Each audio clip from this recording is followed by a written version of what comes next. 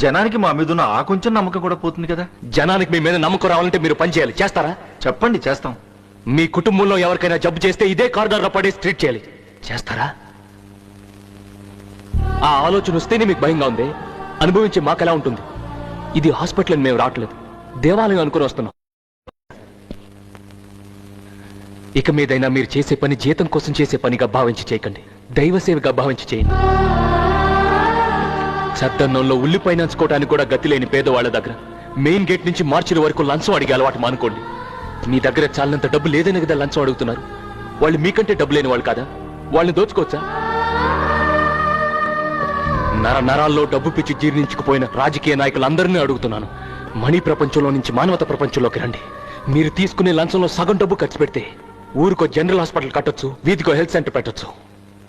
ఇన్నాళ్ళు మా నోట్లో మట్టి కొట్టారు, ఊరుకున్నాం. మా పొట్టను కొట్టారు,